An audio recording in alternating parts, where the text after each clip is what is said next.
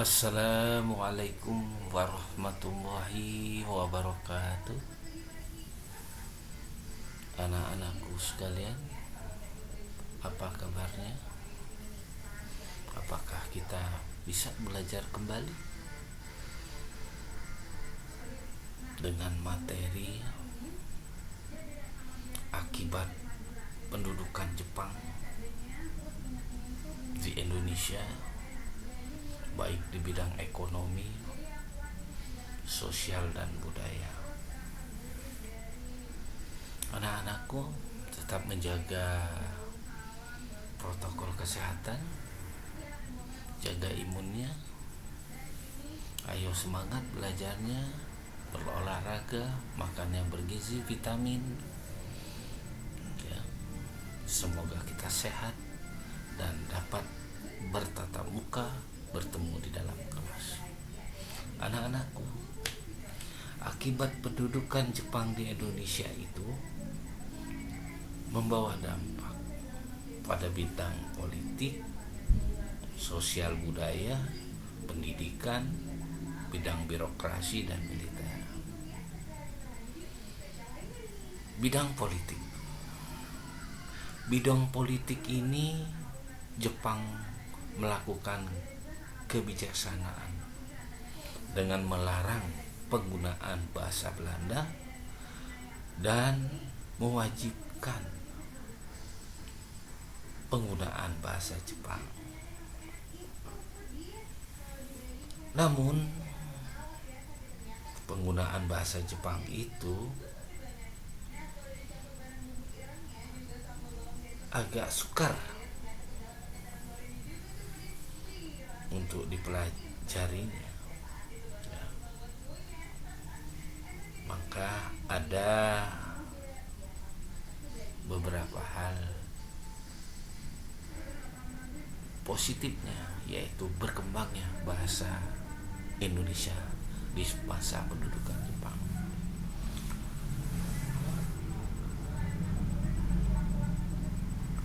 Struktur pemerintahan yang sesuai dengan keinginan Jepang, misalnya desa dengan sebutan ku, kecamatan disebut dengan so, kewedanan disebut gun, kota praja disebut shi, kabupaten ken, presidenan disebut shu. Ini adalah membentuk pemerintahan ya pada saat itu. Di bidang politik, organisasi politik, ada alat propaganda seperti gerakan 3A. Masih ingat kan kita bahas kemarin, Putra ya, walaupun wadah itu gagal dimanfaatkan oleh Jepang, namun sangat bermanfaat bagi kaum pergerakan sebagai wadah pergerakan nasional. Tuduhan Jepang membentuk desa, kecamatan, kewedanan ya, itu sebenarnya menghapus pengaruh Barat ya, dan menggalang masyarakat untuk simpati kepada Jepang, karena seperti yang diucapkan oleh Perdana Menteri Tojo pada bulan September 1943, Jepang akan memberikan kemerdekaan kepada bangsa Indonesia.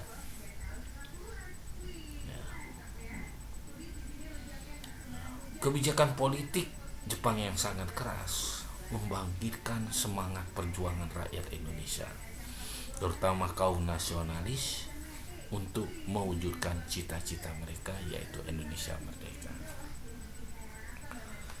Bidang budaya dan ekonomi.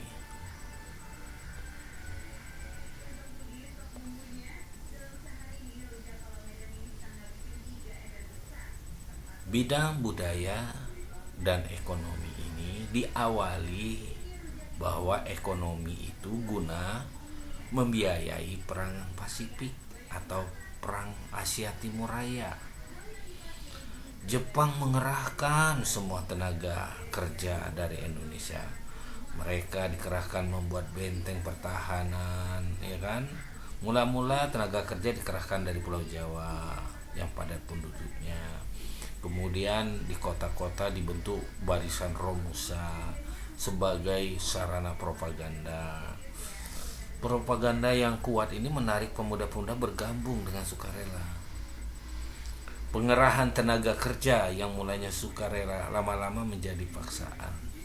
Desa-desa diwajibkan untuk menyiapkan sejumlah tenaga Romusa. Panitia pengerahan disebut dengan Romu Koyokai yang ada di setiap daerah. Sebenarnya pekerja Romusa ini diperlakukan dengan kasar dan kejam. Tidak jamin kehidupannya, kesehatan, makannya sudah tidak diperhatikan. Banyak pekerja Romusa itu sakit, meninggal. Kelicikan Jepang mengadakan propaganda dengan menyebutkan pekerja Romusa sebagai pahlawan pekerja atau prajurit ekonomi. Mereka digambarkan sosok suci dalam menjalankan tugasnya. Para pekerja Romusa itu dikirim ke Burma, Muang Thai, Vietnam, Sarawak, dan Malaysia. Begitulah kondisinya, masyarakat menyedihkan. Bahan makanan sulit didapat. Petani banyak bekerja sebagai pekerja Romusa. Gelondangan banyak seperti di Surabaya, Jakarta, Bandung, Semarang. Dan penyakit kudis, penyakit masyarakat, pasar gelap, barang-barang keperluan sulit didapat, uang yang dikeluarkan Jepang tidak ada, ya, tidak ada jaminan, inflasi parah, bahan pakaian sulit didapat, masyarakat menggunakan karung goni sebagai bahan pakaian mereka. Obat-obat pun sangat sulit didapat. Semua objek vital, alat-alat produksi dikuasai, diawasi sangat ketat oleh pemerintah Jepang. Perkebunan diawasi, dipegang sepenuh oleh pemerintah Jepang. Banyak perkebunan yang rusak dan diganti tanamannya sesuai dengan keperluan perang. Rakyat dilarang menanam tebu dan membuat gula. Beberapa perusahaan Jepang yang menangani pabrik gula seperti Meiji Seito Kaisha. Pendidikan. Masa pendudukan Jepang, pendidikan di Indonesia semakin memburuk. Pendidikan tingkat dasar hanya satu, yaitu pendidikan 6 tahun. Nah, itulah, ya. Sampai sekarang masih kita rasakan pendidikan dasar itu 6 tahun, ya, anak-anakku sekalian. Pada politik Jepang memudahkan pengawasan, para pelajar wajib mempelajari bahasa Jepang. Mereka mempelajari adat istiadat Jepang, lagu kebangsaan Jepang, kimigayo, gerak badan, ya, senam, ya, gitu ya. Bahasa Indonesia mulai digunakan sebagai bahasa pengantar di semua sekolah dan dianggap sebagai mata pelajaran wajib hingga saat ini. Perguruan tinggi ditutup pada tahun 1943. Beberapa perguruan tinggi yang dibuka lagi adalah perguruan tinggi kedokteran Ika Daiku di Jakarta, atau perguruan tinggi teknik Koigo Daiku di Bandung. Ingat dengan ITB, ya anak-anakku. Kalau perguruan tinggi dokter ingat dengan UI, ya. Jepang membuka Akademi Pamong Praja Konko Gakuin di Jakarta, serta perguruan tinggi hewan di Bogor. Ingat IPB, ya. Anak-anakku sekalian, keuntungannya pada masa Jepang, bahasa Indonesia sebagai bahasa pengantar di dalam pendidikan di sekolah-sekolah untuk melakukan indoktrinasi. Pendidikan kader-kader dibentukkan untuk melaksanakan konsepsi kemakmuran Asia Raya. Namun bagi bangsa Indonesia, tugas berat itu merupakan persiapan bagi pemuda-pemuda pelajar untuk mencapai kemerdekaan. Birokrasi dan militer. Dikeluarkannya Undang-Undang Nomor 27 tentang aturan pemerintah daerah, Undang-Undang Nomor 28 tentang aturan pemerintah. Berakhirnya pemerintah sementara.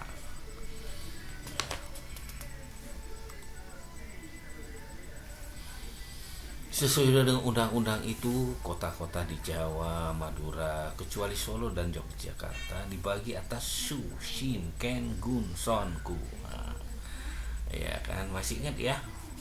Apa itu Su? Ya, apa itu? Ya, jadi dibagi atas desa, kelurahan yang sampai sekarang ada pada masa kita ini ya. Kalau Su adalah sebesar presidenan, mungkin kabupaten itu ya.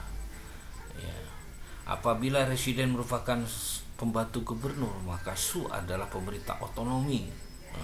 Su adalah pemerintah otonomi, berkedudukan sama dengan gubernur. Su itu dipimpin oleh gubernur, ya kan. Pada masa pendudukan Jepang dibentuklah Chosang-in. Fungsinya tidak berbeda dengan Pokrat pada zaman Belanda. Ya, anak-anakku, masa pendudukan dan penjajahan itu tidak berbeda ya, tidak ada bedanya. Tetapi sekali lagi, bangsa Indonesia, rakyat Indonesia adalah bangsa yang belajar, dan dia memanfaatkan pengalaman, bidang ketetaraannya, pertahanannya, keamanannya. Mereka akhirnya nanti membuat peta menjadi BKR menjadi TKR dikenal menjadi Tentara Nasional. Demikian dulu anak-anak, tetap semangat belajarnya ya, jaga kesehatan. Wassalamualaikum warahmatullahi wabarakatuh.